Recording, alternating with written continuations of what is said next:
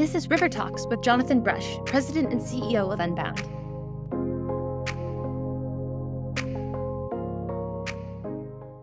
Let's talk a little bit about the real world.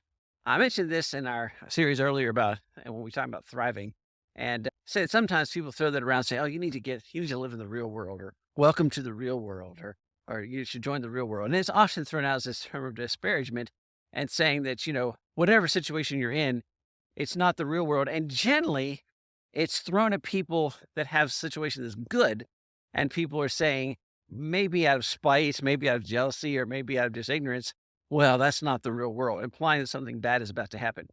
Now, as I mentioned in that earlier episode, I believe in a world that is fallen and marred by sin, and that, yeah, certainly bad things are going to happen. And I think we talked about resilience in that episode, which definitely reflects on the fact that, you need resilience to live in a world that's full of fallen people and problems. But there's another aspect here, and that is, how do you define the real world? And I wanted to come back to this because there have been plenty of times in my life when I've been accused of not living in the real world. Well, that's fine for you, but it wouldn't work in the real world. Well, that's okay, but you don't live in the real world. What you experience is not reflective of the real world. But here's the thing. Real world is defined by what? I mean, at this point in my life, I've existed in my situation, whatever it is. And, I have a family, I have a job, I have a career, I have a community, I have accomplishments that I have done, I have failures, I have tragedies, I have all kinds of things that have happened. And those things are, the holistic makeup of my life. And so was it real or was it not?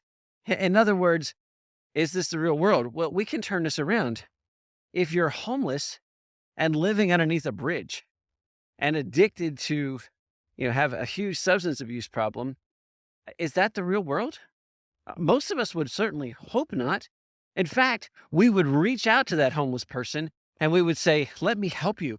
Let me show you a better reality. Let me help you be able to deal with your substance abuse. Let me help you find a place to live. Let me give you skills that you can use.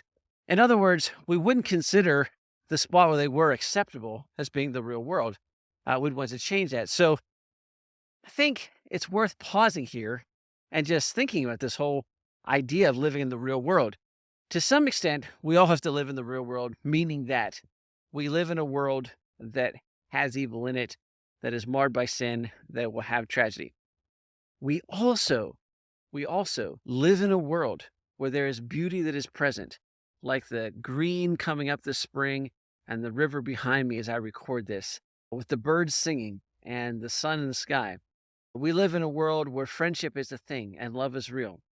We live in a world where relationships are precious, where people self-sacrificially love other people, where there are things to celebrate and things to enjoy. And that also is part of the real world. And all of us, to some extent, have a choice. We can choose to live in a real world that is defined primarily by joy and beauty and loveliness and the things that are good. Or we can choose to live in a real world that is defined primarily by suffering and despair and evil and hatred. Now, we will have to deal with both, right?